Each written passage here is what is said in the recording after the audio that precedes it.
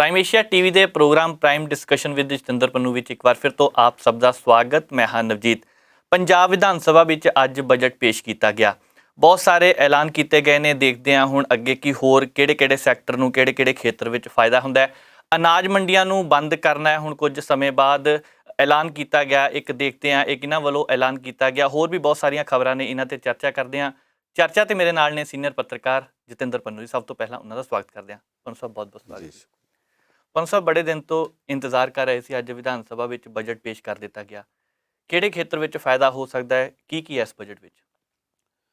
ਨਵਜੀਤ ਜੀ, ਜਦੋਂ ਇਹ ਸਰਕਾਰ ਬਣੀ ਹੈ ਹੁਣ ਵਾਲੀ 2017 'ਚ ਆ ਕੇ ਪਹਿਲਾ ਬਜਟ ਪੇਸ਼ ਕਰਨ ਲੱਗਿਆਂ ਖਜ਼ਾਨਾ ਮੰਤਰੀ ਮਨਪ੍ਰੀਤ ਸਿੰਘ ਬਾਦਲ ਨੇ ਕਿਹਾ ਸੀ ਜੀ ਕਿ ਕੁਝ ਮਜਬੂਰੀਆਂ ਨੇ, ਕੁਝ ਕਮੀਆਂ ਕਮਜ਼ੋਰੀਆਂ ਨੇ, ਜਿਨ੍ਹਾਂ ਨੂੰ ਦੂਰ ਕਰਨ ਵਾਸਤੇ ਸਮਾਂ ਲੱਗਣਾ। ਇੱਕਦਮ ਸਾਰਾ ਕੁਝ ਕਰ ਨਹੀਂ ਸਕਦੇ, ਪਰ ਕੁਝ ਕਰਨ ਦਾ ਯਤਨ ਕਰਾਂਗੇ। ਬਿਲਕੁਲ ਜੀ। ਜਦੋਂ ਚੌਥਾ ਸਾਲ ਆਇਆ ਉਦੋਂ ਸਾਡੇ ਕੋਲ ਬਜਟ ਇੰਨਾ ਕੁ ਖੁੱਲ੍ਹਾ ਹੋਵੇਗਾ ਕਿ ਅਸੀਂ ਲੋਕਾਂ ਦੀ ਖੁੱਲ੍ਹ ਕੇ ਮਦਦ ਕਰ ਸਕਾਂਗੇ।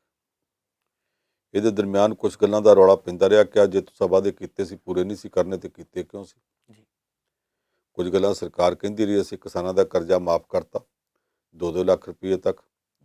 ਵਿਰੋਧੀ ਕਹਿੰਦੇ ਸਨ ਤੁਸੀਂ ਸਾਰਾ ਆਖਿਆ ਸੀ, ਸਾਰਾ ਕਿਉਂ ਨਹੀਂ ਕਰਦੇ? ਤੇ ਸਾਰੇ ਕਿਸਾਨਾਂ ਦਾ ਕਿਉਂ ਨਹੀਂ ਕਰਦੇ, ਸਿਰਫ ਛੋਟਿਆਂ ਦਾ ਕਿਉਂ ਕੀਤਾ?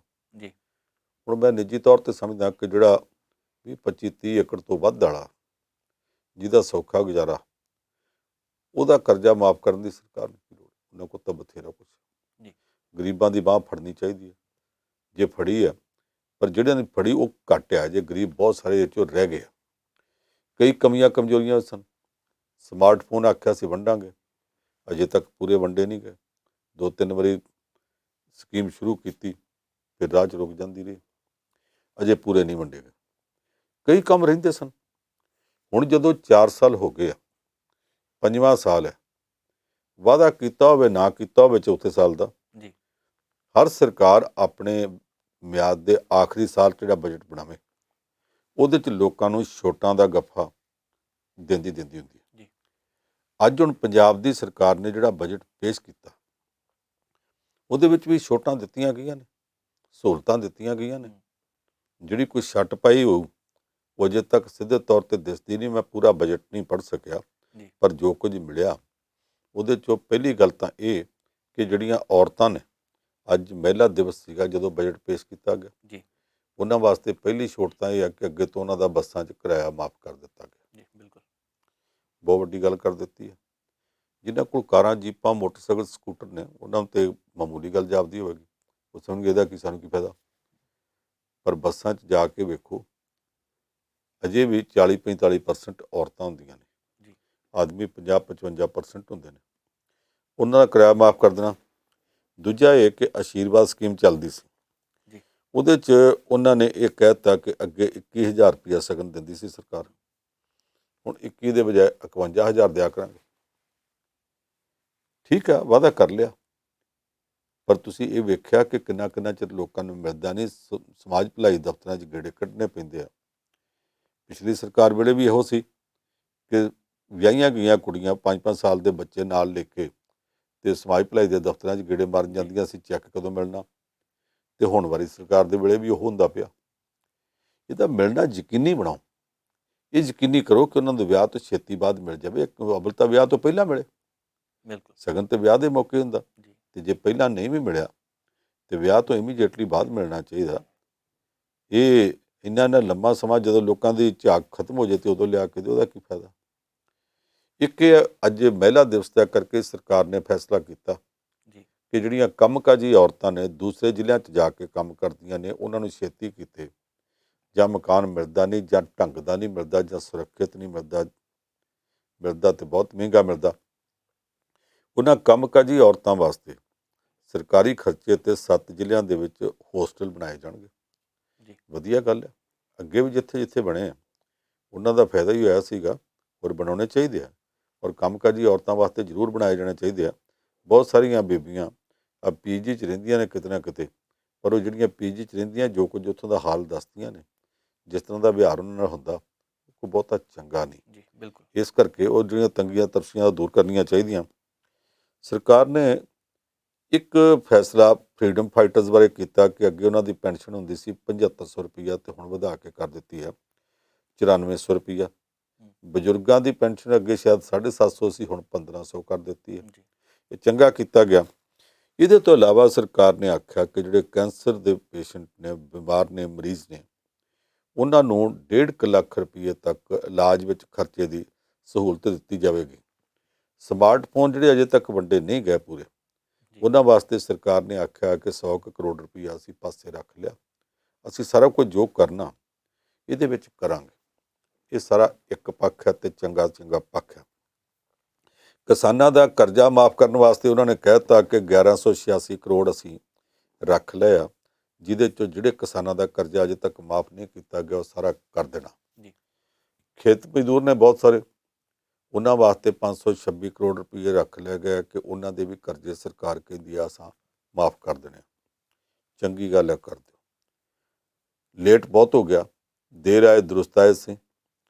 ਵਿਰੋਧੀ ਪਾਰਟੀਆਂ ਦੇ ਕੀ ਪ੍ਰਭਾਵ ਦੇਣਗੀਆਂ ਮੈਨੂੰ ਪਤਾ ਨਹੀਂ, ਪਰ ਮੇਰਾ ਪਹਿਲਾ ਪ੍ਰਭਾਵ ਇਹ ਹੈ ਕਿ ਇੱਕ ਬਹੁਤ ਦੇਰੀ ਨਾਲ ਕੰਮ ਕੀਤਾ ਗਿਆ। ਸਰਕਾਰ ਕਹੇਗੀ ਜੀ ਪਹਿਲਾਂ ਤੰਗੀਆਂ ਤੁਰਸੀਆਂ ਸਨ, ਤੰਗੀਆਂ ਹਟਣ ਲੱਗੀਆਂ ਤੇ ਕਰੋਨਾ ਨੇ ਆਣ ਫੜਿਆ ਤੇ ਕਰੋਨਾ ਦੇ ਦੌਰ ਵਿੱਚ ਲੋਕ ਵੀ ਤੰਗ ਹੋਏ, ਸਰਕਾਰ ਦੇ ਸਿਰ ਵੀ ਖਰਚਾ ਪਿਆ ਤੇ ਟੈਕਸਾਂ ਦੀ ਆਮਦਨ ਘਟ ਗਈ, ਨਹੀਂ ਤੇ ਸਾਹ ਹੋਰ ਸੌਖਾ ਹੋਣਾ ਸੀ। ਸ਼ਾਇਦ ਅਸੀਂ 2 ਮੁੱਠਾਂ ਨੋਟਾਂ ਦੀਆਂ ਹੋਰ ਵੰਡ ਦਿੰਦੇ।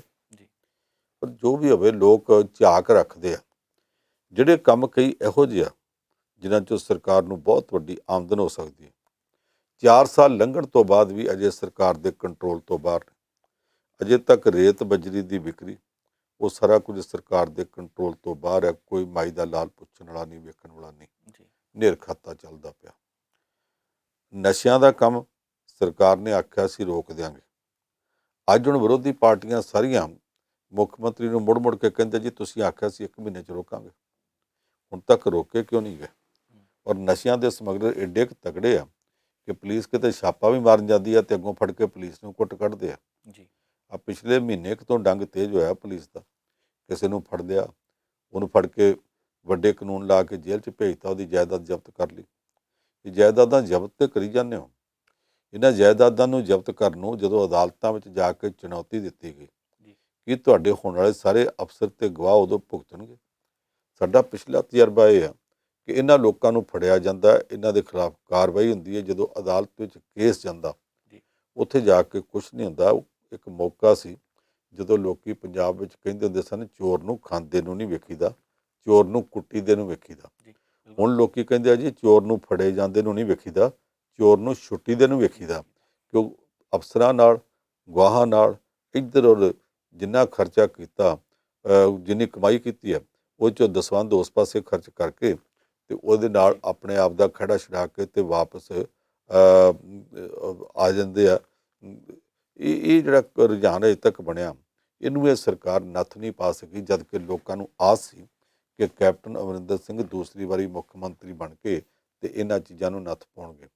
ਸਭ ਤੋਂ ਵੱਡੀ ਗੱਲ ਇਹ ਆ ਕਿ ਲੋਕ ਸਮਝਦੇ ਆ ਕਿ ਮੁੱਖ ਮੰਤਰੀ ਸਾਹਿਬ ਤੱਕ ਪਹੁੰਚਣਾ ਔਖਾ। ਪ੍ਰਕਾਸ਼ ਸਿੰਘ ਬਾਦਲ ਕੁਛ ਕਰੇ ਨਾ ਕਰੇ, ਸਭ ਥਾਵਾਂ ਤੇ ਪਿੰਡਾਂ 'ਚ ਆਉਣ ਜਾਣ ਲਗਾਤਾਰ ਤੁਰਿਆ ਰਹਿੰਦਾ ਸੀ। ਇੱਕ ਦਿਨ ਦੇ ਵਿੱਚ 10 ਪਿੰਡ ਕੱਢ ਦੇਣੇ, ਸੰਗਤ ਦਰਸ਼ਨ ਕਰਨੇ ਆ। ਸੰਗਤ ਦਰਸ਼ਨਾਂ 'ਚ ਜੇ ਕਿਸੇ ਨੇ ਆਖਿਆ ਜੀ ਪਿੰਡ ਵਾਸਤੇ ਸਾਨੂੰ 50 ਲੱਖ ਚਾਹੀਦੇ ਆ, ਅੱਛਾ ਮੈਂ ਤੁਹਾਨੂੰ 55 ਲੱਖ ਦਿੰਦਾ, ਪਰ ਵੋਟਾਂ ਪਾਓਗੇ 2-3 ਵਾਰੀ ਪੁੱਛ ਲੈਣਾ। ਇਹ ਵੀ ਕਰਦੇ ਸੀ। ਕਈ ਵਾਰੀ ਇਹ ਹੈ ਕਿ ਚੈੱਕ ਵੀ ਉੱਥੇ ਫੜਾ ਹੁੰਦੇ, ਚੈੱਕ ਬਾਉਂਸ ਵੀ ਹੋ ਜਾਂਦਾ ਰਿਹਾ ਸੀ। ਇਹ ਵੀ ਸਾਡੇ ਕੋਲ ਰਿਪੋਰਟਾਂ ਹੈਗੀਆਂ। ਪਰ ਇਸੇ ਬਹਾਨੇ ਲੋਕਾਂ ਕੋਲ ਤਾਲਮੇਲ ਤੇ ਕਰਦੇ ਸੀ। ਕੈਪਟਨ ਅਮਰਿੰਦਰ ਸਿੰਘ ਦਾ ਤਾਲਮੇਲ ਘੱਟ ਹੈ। ਹੁਣ ਬਜਟ ਵਿੱਚ ਜੋ ਕੁਛ ਨਾ ਕਹਿ ਦਿੱਤਾ, ਇਹਦੇ ਤੋਂ ਤੇ ਜਾਪਦਾ ਜਿਵੇਂ ਸਰਕਾਰ ਹੁਣ ਅੱਜ ਤੋਂ ਬਾਅਦ ਬਾਕੀ ਦਾ 1 ਸਾਲ ਵੋਟਾਂ ਦੀ ਮੁਹਿੰਮ ਸ਼ੁਰੂ ਕਰਕੇ ਤੇ ਉਸ ਪਾਸੇ ਤੁਰਨ ਵਾਲੀ ਹੈ। ਪਰ ਤੁਰਨ ਵਾਸਤੇ ਸਭ ਤੋਂ ਪਹਿਲਾਂ ਤੇ ਕੁਝ ਪਲੈਨਿੰਗ ਕਰਨੀ ਪੈਣੀ ਆ, ਘਰਾਂ ਤੋਂ ਬਾਹਰ ਨਿਕਲਣਾ ਪੈਣਾ। ਇੱਕ ਗੱਲ ਦਾ ਚੇਤਾ ਰੱਖ ਲਵੇ ਸਰਕਾਰ, ਅਖੀਰਲਾ ਸਾਲ ਚੱਲਦਾ ਹੋਵੇ ਤੇ ਸਿਰਫ 6 ਮਹੀਨੇ ਇਹਨਾਂ ਕੋਲ ਆ। ਬਾਕੀ ਦੇ 6 ਮਹੀਨਿਆਂ 'ਚ ਅਫਸਰਾਂ ਨੇ ਮੰਤਰੀਆਂ ਦਾ ਕਹਿਣਾ ਨਹੀਂ ਮੰਨਣਾ।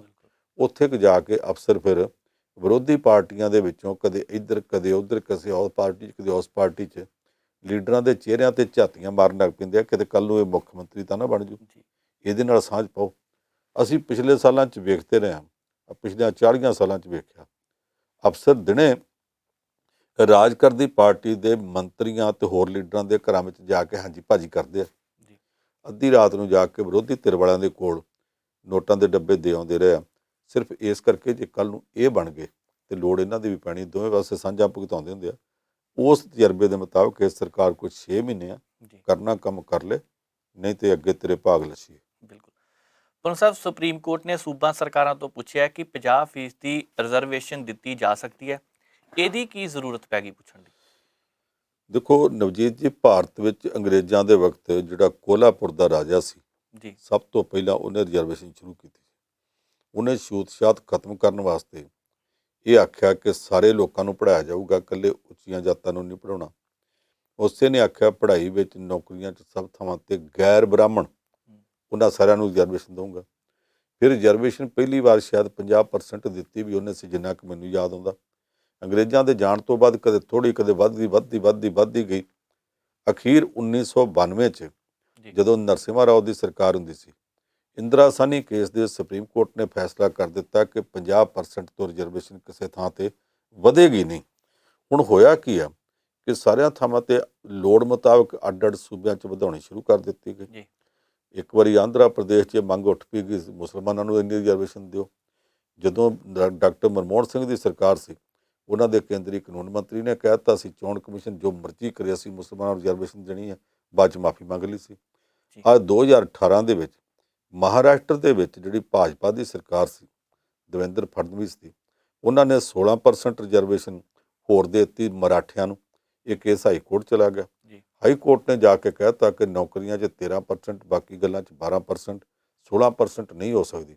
ਪਰ ਇੰਨੀ ਰਿਜ਼ਰਵੇਸ਼ਨ ਦੇਣ ਤੋਂ ਬਾਅਦ ਵੀ ਲੋਕਾਂ ਨੇ ਭਾਜਪਾ ਨੂੰ ਉੱਥੇ ਵੋਟਾਂ ਤਾਂ ਨਹੀਂ ਪਾਈਆਂ, ਭਾਜਪਾ ਜਿੱਤ ਤਾਂ ਨਹੀਂ ਸਕੀ।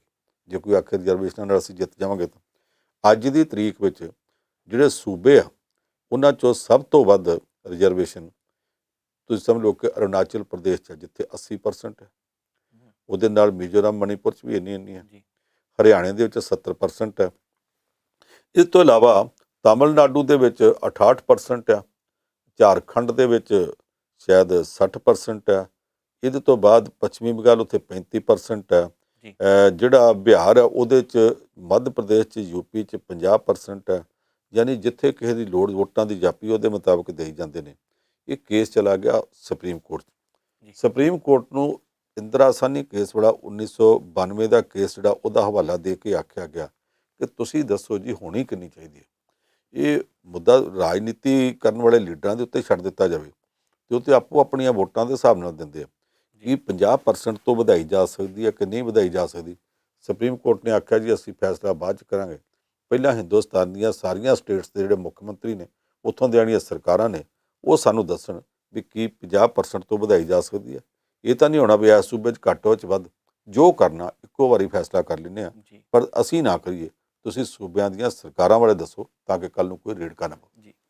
ਆੜ੍ਹਤੀਆਂ ਵੱਲੋਂ 10 ਮਾਰਚ ਤੋਂ ਅਨਾਜ ਮੰਡੀਆਂ ਬੰਦ ਕਰਨ ਦਾ ਐਲਾਨ ਵੀ ਕੀਤਾ ਗਿਆ। ਇਹ ਐਲਾਨ ਹੁਣ ਕਿਉਂ ਕੀਤਾ ਗਿਆ? ਕਿਉਂਕਿ ਇਸ ਤੋਂ ਪਹਿਲਾਂ ਵੀ ਕਈ ਐਸੋਸੀਏਸ਼ਨ ਨੇ ਧਰਨੇ ਦਿੱਤੇ ਆ, ਪ੍ਰਦਰਸ਼ਨ ਕੀਤੇ ਨੇ। ਇਸ ਵਾਰ ਕਿਉਂ ਜ਼ਰੂਰਤ ਪਈ?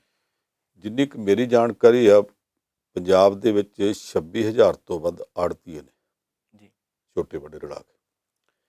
ਇਹਨੇ ਜਿਹੜੇ ਆੜ੍ਹਤੀ ਆ ਹੋਣਗੇ, ਇਹ ਤੋਂ ਵੀ ਵੱਧ ਹੋਣਗੇ ਮੇਰਾ ਖਿਆਲ ਹੈ, ਪਰ ਜਿੰਨੀਆਂ ਕੁ ਫਿਗਰਾਂ ਮਿਲਦੀਆਂ ਇੰਨੇ ਕੁ ਤੱਕ ਦੀਆਂ ਨੇ। ਜੀ ਇਹਨਾਂ ਸਾਰਿਆਂ ਨੇ ਆਖਿਆ ਜੀ ਅਸੀਂ 10 ਤਰੀਕ ਨੂੰ ਹੜਤਾਲ ਕਰਾਂਗੇ, ਔਰ ਸਾਰੀਆਂ ਮੰਡੀਆਂ ਉਸ ਦਿਨ ਤੋਂ ਬਾਅਦ ਕਦੋਂ ਤੱਕ ਬੰਦ ਕਰਾਂਗੇ ਇਹ ਉਹਨਾਂ ਦੱਸਿਆ ਨਹੀਂ। ਉਹਨਾਂ ਦਾ ਰੋਸ ਦੋਵੇਂ ਪਾਸੇ ਹੈ। ਪਹਿਲਾ ਰੋਸ ਤਾਂ ਉਹਨਾਂ ਦਾ ਕੇਂਦਰ ਸਰਕਾਰ 'ਤੇ ਜੀ ਕਿ ਕੇਂਦਰ ਸਰਕਾਰ ਕਹਿੰਦੀ ਹੈ ਕਿ ਮੰਡੀਆਂ 'ਚ ਆਉਣ ਦੀ ਲੋੜ ਨਹੀਂ, ਤੁਸੀਂ ਆਪਣੀ ਫਸਲ ਖੇਤਾਂ 'ਚ ਵੀ ਵੇਚ ਸਕਦੇ ਆ, ਸੜਕ 'ਤੇ ਖਲੋ ਕੇ ਵੀ ਆਪਣੇ ਘਰ ਵੀ ਵੇਚ ਸਕਦੇ ਆ, ਜਿੱਥੇ ਮਰਜ਼ੀ ਵੇਚ ਦਿਓ, ਤੁਹਾਨੂੰ ਕੋਈ ਪੁੱਛੇਗਾ ਨਹੀਂ। ਜੀ ਉਹ ਕਹਿੰਦੇ ਆ ਕਿ ਸਾਨੂੰ ਮਿਲਦੇ ਆ ਇੱਥੇ 6% ਫੀਸ ਜਾਂਦੀ ਆ ਸਟੇਟ ਗੌਰਮੈਂਟ ਨੂੰ, ਮੰਡੀ ਫੀਸ। ਜੀ 2.5% ਸਾਨੂੰ ਦਾਮੀ ਮਿਲਦੀ ਹੈ। ਦਾਮੀ ਇੱਕ ਕਿਸਮ ਦਾ ਕਮਿਸ਼ਨ ਹੁੰਦਾ ਵਾ ਜਿਹੜਾ ਆੜ੍ਹਤੀਆਂ ਨੂੰ ਮਿਲਦਾ। ਉਹ ਕਹਿੰਦੇ ਇਹਦੇ ਵਿੱਚੋਂ ਜੇ ਉਹ ਸਾਨੂੰ ਨਾ ਮਿਲਿਆ ਤੇ ਅਸੀਂ ਆੜ੍ਹਤਾਂ ਕਿੱਦਾਂ ਚਲਾਉਣੀਆਂ, ਸਾਡਾ ਤਾਂ ਕਾਰੋਬਾਰ ਠੱਪ ਹੋ ਜੂ।